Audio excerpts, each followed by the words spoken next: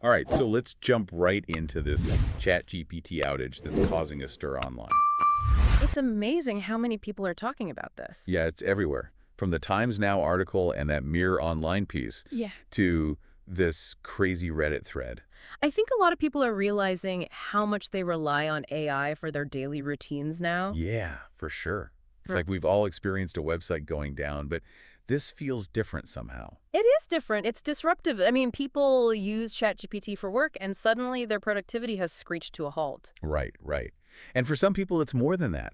Like they're uneasy because they're so used to these AI systems always being there 24/7. Exactly. We're so accustomed to having these AI systems at our fingertips, we almost take them for granted. It's like electricity or running water. We don't think about it until it's gone. That's a great analogy. And speaking of being gone, OpenAI has officially confirmed this outage, and it's affecting more than just ChatGPT. Yeah, their API is down, ChatGPT is down, and even their new Sora service is affected. It seems like everything went offline around 7 p.m. Eastern Time on December 11th. And no word on when it'll be back up. As of right now, no, nothing. Which just adds to the anxiety, right? Absolutely. Imagine you're working on something important or you're in the middle of a conversation with ChatGPT and suddenly it just cuts out. Or you were looking for creative inspiration. Exactly. And it's not just a few people here and there. This outage is affecting people worldwide. Yeah, Dow Detector is showing a massive spike in reports, and both the Times Now and Mirror Online articles mention that this is impacting users globally. Wow, so everyone's in the same boat. Paid GVC Crow subscribers, free users, everyone. I bet those paid subscribers are especially annoyed considering they're paying for a premium service. Yeah, this situation is definitely going to add fuel to the debate about paid versus free AI access. And what about service level agreements? What guarantees are in place for paid users during outages like this? Those are good points. This is a huge mess for a lot of people. Definitely. And you know those Reddit reactions we mentioned earlier? Some users are worried about losing their work, especially if they didn't save their conversations. Oh man, that's a good point. It really highlights the importance of backups, even in this age of cloud computing. Always have a plan B. But it's interesting, some people are describing this feeling of isolation, like they've lost a friend or something. I know, it's like ChatGPT has become more than just a tool for some. It's a companion, a sounding board. It really shows how deeply AI has woven itself into our lives without us fully realizing it. We rely on it for information, assistance, even emotional support in some cases. It's amazing how quickly we've adapted to that.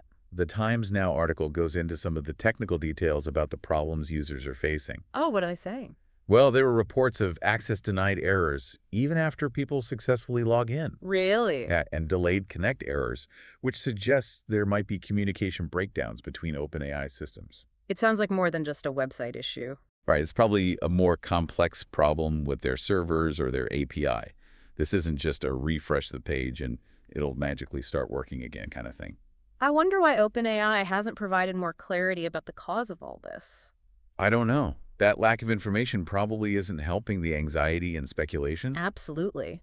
When we don't know what's wrong or when things will be fixed, it's natural to start coming up with our own theories and worrying about the worst-case scenarios. And speaking of theories, that Mirror Online article suggests that the new iPhone ChatGPT integration might be overloading the system. That's possible. Think about it, millions of new users all trying to use ChatGPT on their phones for the first time. Yeah, that could definitely overload their servers. It'd be like a digital traffic jam. Exactly.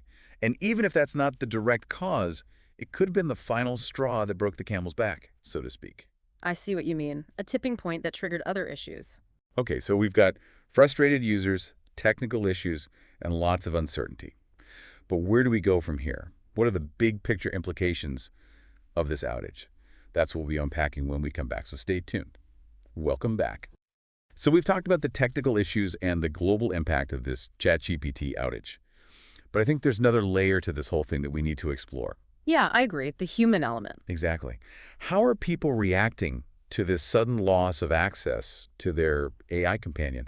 I mean, the Reddit thread is a goldmine of reactions. It is. Some of them are hilarious. Like OpenAI becoming closed AI. Yeah, that one's good. But some of the comments are more, well, revealing.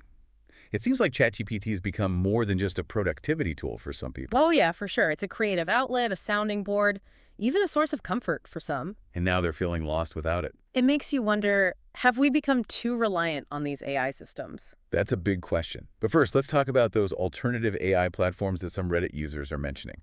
Gemini Deep Research, Claude by Anthropic, things like that. Right. People are scrambling for a replacement.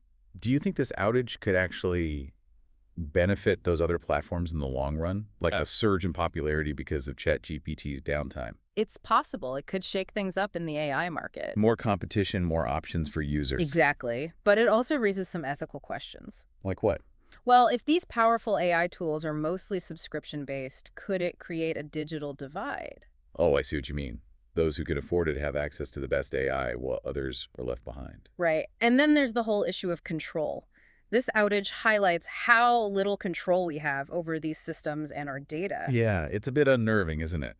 We're entrusting these black boxes with so much of our lives. Our creative work, our personal information, and when something goes wrong, we're at their mercy. It makes you think, is this a wake-up call about our AI dependence? Maybe. It's definitely a moment for reflection. We need to think about how much we rely on these AI systems, what the potential risks are, and whether we're prepared for situations like this. Yeah, I think we've all learned a valuable lesson from this outage. And it's not over yet. There's still so much to unpack, especially when it comes to the potential causes and the long-term effects of this whole situation. Well, stick with us as we continue to delve into the ChatGPT outage. We'll be right back after a short break. And we're back for the final part of our deep dive into this ChatGPT outage.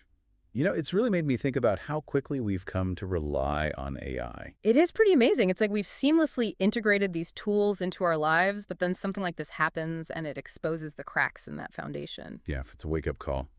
So as we wrap up, what are the big takeaways? What can our listeners learn from this whole ChatGPT saga? Well, first and foremost, it underscores the importance of digital literacy in this day and age. Digital literacy. Yeah, like understanding how these AI systems work, their limitations. We need to be aware of the potential for things to go wrong. So not just knowing how to use the tools, but also understanding what's happening behind the scenes. Exactly. It's about having a basic grasp of the infrastructure, like knowing how to check your car's oil, even if you're not a mechanic. Okay, I get it.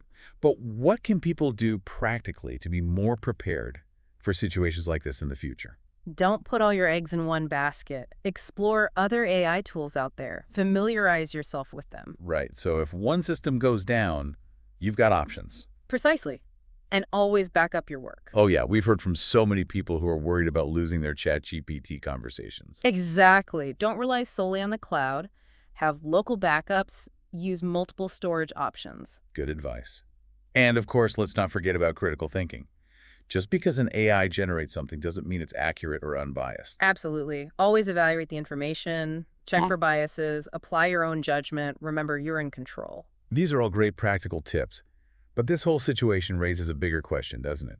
What's the right balance between embracing the potential of AI and maintaining our own human agency? That's the million-dollar question. As these AI systems become more advanced, more integrated into our lives, it's something we need to be really mindful of. It's like we're at a crossroads, trying to figure out the best path forward. Exactly. And this outage, with all the disruptions and anxieties it's caused, it's a good reminder to pause and think about those choices. What kind of future do we want to build with AI? And how do we ensure that it's a future where AI serves humanity, not the other way around? Precisely. Well, on that note, I think we've covered a lot of ground today. We've explored the technical details, the human impact, the ethical considerations, It's been a fascinating discussion. and hopefully it's given our listeners some food for thought as they navigate this increasingly AI-driven world. Absolutely. Remember, stay curious, stay informed, and stay engaged. And on that note, we'll wrap up this deep dive into the ChatGPT outage. Thanks for joining us.